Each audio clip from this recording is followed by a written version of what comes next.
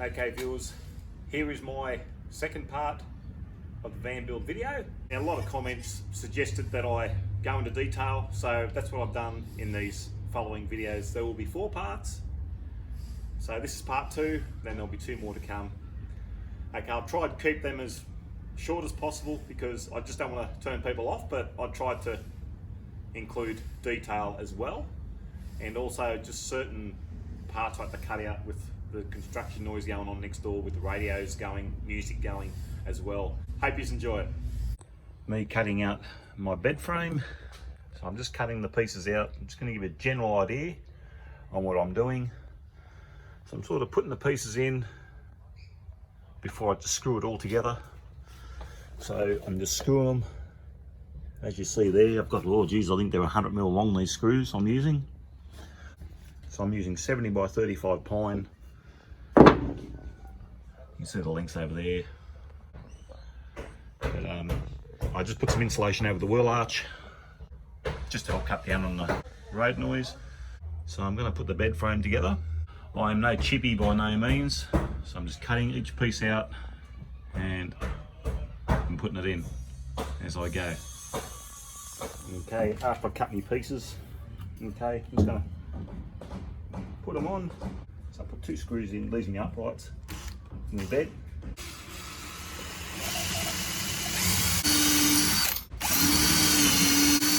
And I think this is about a 65mm screw, this one. As I said, I'm using what I've got at home. So I've got these, and I'm going to use these and screw this in. And then I put the second one in. I'll drill it, come up about 40mm on the side there, drill it in, and then angle it down.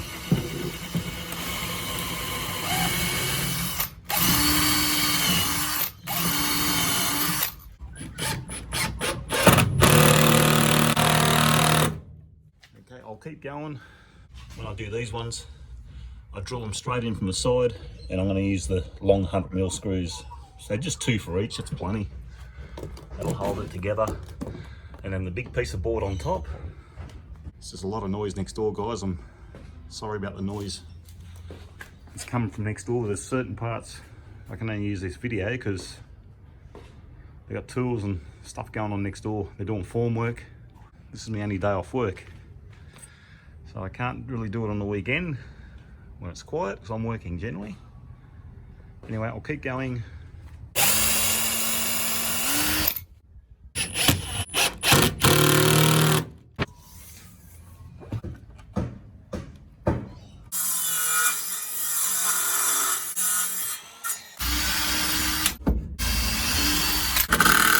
So I'll take the frame out now and I'll screw it all together. So there's my bed frame. I just pulled it out so I can get all the screws in. I can turn it upside down and just screw it together easier. So that's it there. And then I'll put a couple of brackets on. So now my anchor point was here. I took the anchor off. I'll put a bracket down so I can take this out and bolt this down to the chassis of the vehicle. At a couple of points I'll bolt it down and I'll put a couple of brackets in up here.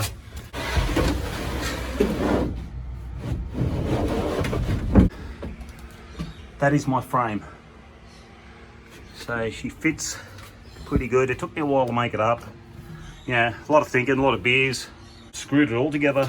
It's quite solid. Now when I put my top board on, it's going to be, I think it's a 19mm. Anyway, it's left over from the high ace, what I used under the bed. I've got enough to use for the top here. And as I don't have timber going across here, the top board will brace this. Because that's my drawer. And that is another big pull-out drawer. The single bed will be on top. I'm not going to put anything here because the board, the big 3/4 inch board will brace that nicely. It won't move. When I get the board in up the top, I'll square this up and I'll screw it down to where it's got to go. I've got it bolted down. Got a few brackets here and there I'm still putting in. There's another one there, just to hold it all in place. Another one there, another one there, and I'll have to put a couple more just up the back here, just to hold that down. But it's coming together nicely. I'm just planning as I go. I don't have a drawn plan. I just sit down, have a few beers, think about it, and then just cut away and do it. I'm going to have a double bed in this. I'm going to have it so I'm going to continue the frame here and add some board and just drop it straight in and pull the mattress out, and I'll have a backing there and I can make a double bed. That's the plan for the double bed at the moment.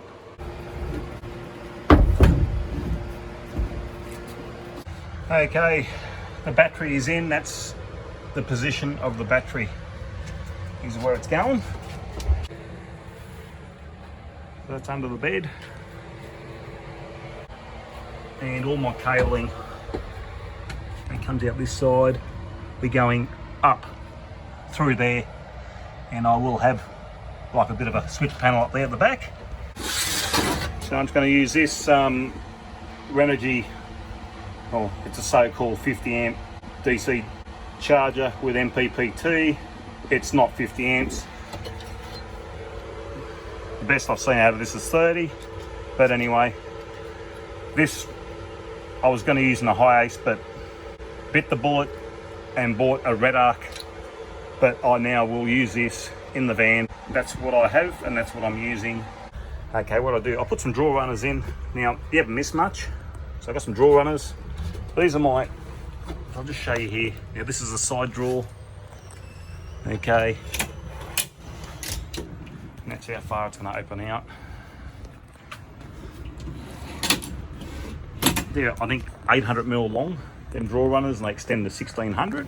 And the back ones, these ones extend, now these are about 1 metre, I think 1015mm. These extend to 2 metres. That's going to be my pull out on the back. Probably like a kitchen bench, I'll pull that out, you can cook on it, whatever. So yeah, I've just put them in. All I did with the battery was 2 screws there and 2 screws down there. That's all it's holding my battery in. Okay, so the battery is in. That's pretty much where the battery is going to go. Now, this DC charger, I'm going to put that either there or there. I've got to get my 1000 watt inverter. I'm going to put that in here. Pretty much you could say it's spare, and it's just something else I don't have to buy. If I had to buy an inverter, it would only be a 200 watter. That's all I would buy. But having the 1000 watt inverter, so I'm going to put that in, and I'm going to have my little small portable electric kettle with me. I figured, well, why not? I got them, and it's just things I don't have to buy. Okay, now I just made up, now this is a couple of computer fans. I put on, like I just made a bit of a bracket here. I'm going to actually have that up here, put that up there, and I can just turn the fans on. Like on a hot day, or if I'm working the inverter hard, or the DC charger's working hard and it's getting hot, I can just turn them fans on, which will be at the control panel up the rear there. There'll be a switch for the fans, and there'll be like an air vent I'm going to put here, and the air can come out, and that will keep things pretty cool inside. Okay, there's the electrical system. She's all in.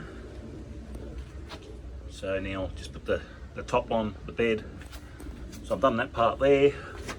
Just a couple of fans there just to help keep it cool. So I'm going to now run my cables down the back to the fuse box down there. So pretty much going to put a fuse here. So pretty much from there, I'll plug into this with a fuse on it, which will be accessible from under the bed here, and that'll go to the fuse box down the back, which will have more fuses in it. So there's plenty of fuses in place. Okay guys, so I'll just show you on the DC charger, the Renogy DC charger. This is very similar to the one in the van. Now, while it's quiet, I'll show you. Okay, that is the solar panel. Okay, that one goes to the solar panel. So I've got a positive wire going out to an Anderson plug with the negative, going to an Anderson plug, and I just plug that in to my solar panel. Okay, that is my alternator.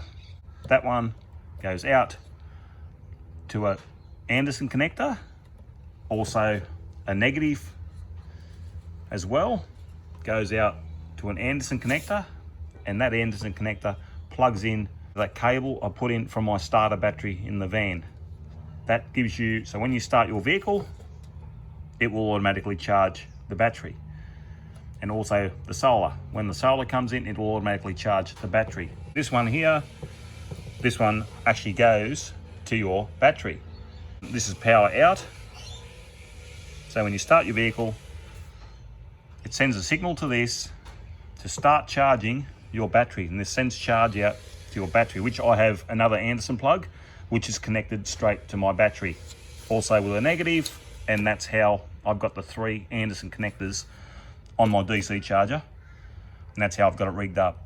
And they're all on fuses, by the way, and it works fine with the Anderson plugs, no problem at all. But that's how, I just thought I'd show, that's how the DC charger is wired up. So if you're gonna wire in, that's all there is to it. You just look for the panel voltage. So that comes from your solar panels, okay?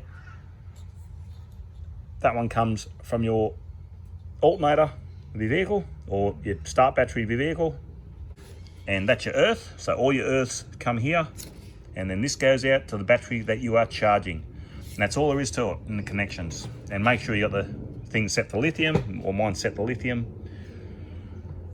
This battery is, it's not fully charged, it'll be green. If that was fully charged, that shows when the solar is in, and that shows when the alternator is charging, or you're getting DC in for the charger to work. And that's how it's set up in the van. This inverter has been going fairly good. Just be warned, guys, with Renogy, if you do get a problem, your biggest issue is the customer service, which is pretty appalling. So it's very, very dismal, they're very slow, and they just don't seem to bloody care. But anyway, if you get something that works from them, they're generally pretty good otherwise. Okay, I'll get to work and start doing my wiring up the back to the fuse box. That'll go to the main fuse box. Okay. So yeah, she's all fused there, and then there'll be fuses in the fuse box itself. So I got a 50 amp fuse in there, and there's no way I'll use that up here. No way in the world. I'm only running a fridge and just some lights, and just the inverter's hooked straight into the battery on its own fuse. So there's no power on the power board with the inverter at all. So the power board up here is only 12 volt, and it's only the fridge and the lights and a few USB sockets. That's pretty much it. That's all it's running, and 50 amps is well and truly sufficient for that, well and truly. That's the cable to feed the fuse box, and that's 4 BNS cable for that one. The cable's well and truly oversized, but I'd rather go oversized than undersized on the cable. I just use these zip ties, just drill them in for cable clamps. So I just put my cable up there like that. It ties my cable up, trim it off with the side cutters. That's all I use, just those. Anyway, that's under here done. Now this is where I've got to label everything so I know what's what. So I'll strip all my earths back. So I'm going to put all my earths onto this. So I'll strip all my cables back with my earths straight onto here, and the rest, all my positives will come up here to go into my switch panel. So I'll get that all ready, and then I can start building the top of my bed. Okay viewers, now I'm up to just making my rear top, my bench top for the rear there, just up the back there. I'm just making a template, and this is the piece I bought, just a 16mm particle board. It's a melamine, 16mm thick, 595 in width, and it's 1800 long. So this is the old roof lining out of my Toyota Hiace. So a bit of scrap. Now, to make a template, just use a bit of scrap, a bit of anything, bit of old cardboard. I'll tell you what makes a great template. If you can go to a electrical retailer, like you go to Good Guys or go to Harvey Norman, go to one of the back docks and just ask for a fridge box. They'll be happy to give it to you. They won't charge anything for it. I was going to do that. I've got that fridge box over there, but my young bloke started mucking around with it, cutting it up, so I just thought I'd use the old lining out of the Hiace. Now this is my template to cut my rear top.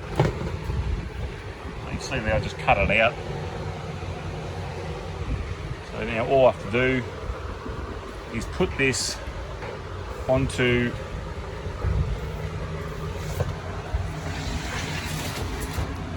my board, as you see there, and all I have to do is trace it out and I just cut it.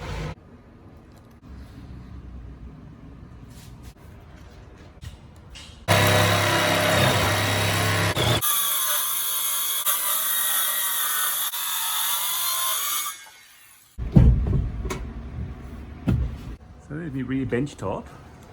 I just hope it's not going to be too high. That should do, and hopefully the door shuts. So if she closes. She does, she closes. Yeah, time to put the trim on the door. There should be enough gap there. That's good.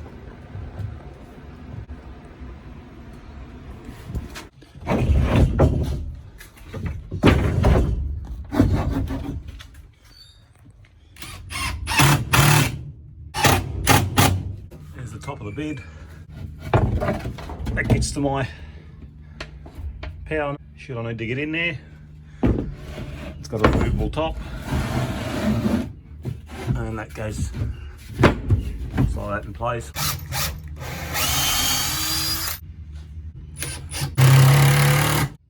Okay, I've removed all the roof lining. A while ago I did this, but I'm going to do the roof now. So the bed's done. I'm going to have a go at doing the roof lining. I'm just going to cut out templates from the old roof lining. So I'll put there's the new ceiling there, and that's the front roof template. So I'm going to cut it out, put some metal on the back.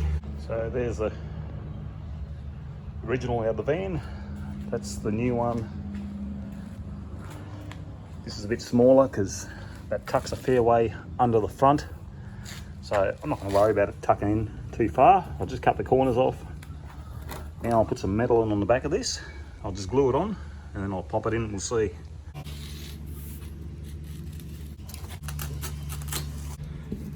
Really good stuff this if you want to insulate your van. Really good stuff. Expensive but good. Hopefully I've got enough here to do the roof.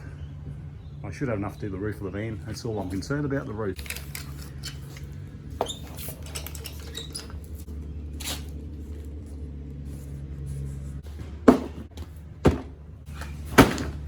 Okay, coffee time. I've got the fan on, guys, it's pretty hot. I'll do this one and then I will do the rest off camera. Pretty much they'll all be very similar.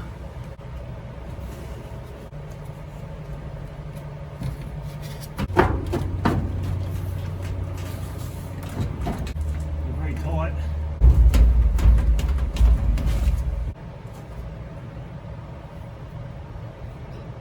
I think that might do it. Okay, I'll give you a closer look here. Now, I think it'll be fine. It was a mission, but it's in there. So when that goes in, that should push that up. I think that'll be fine. Because I put them on last. Because all these do, these screw on. I'll take that out and show you.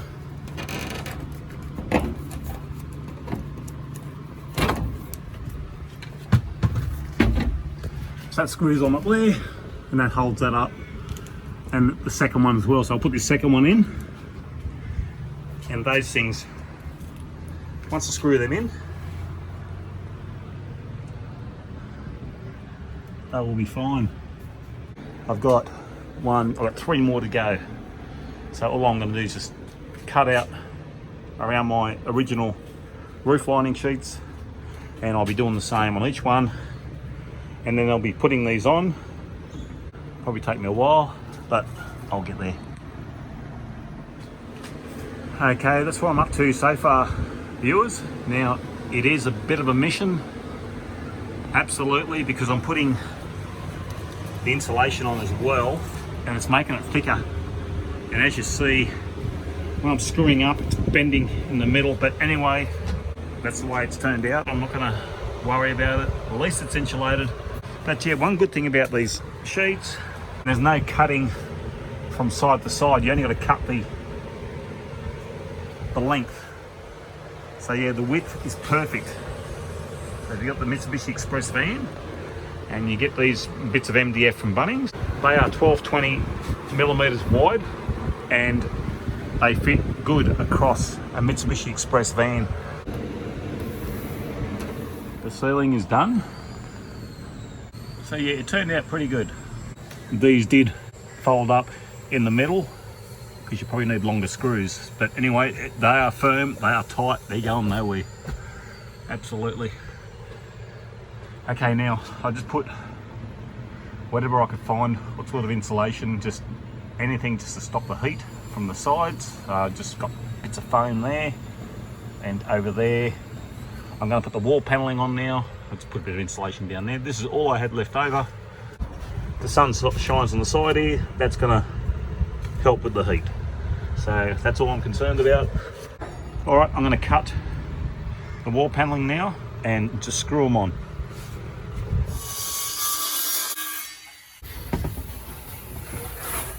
Just going to use these little, I think they're 16mm button head screws.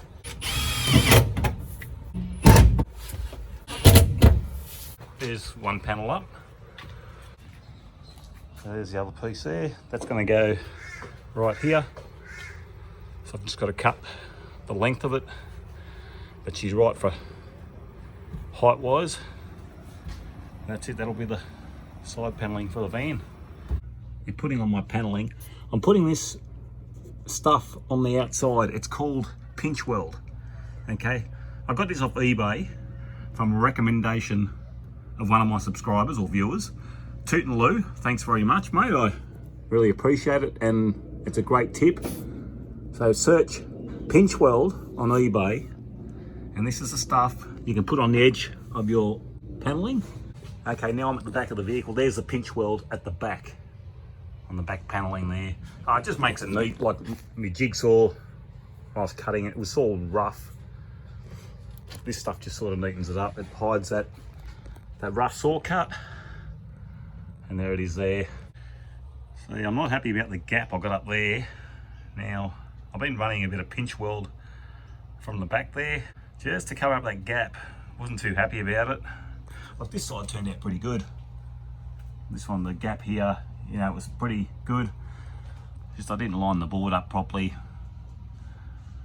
I might just run some pinch weld across the top of that one.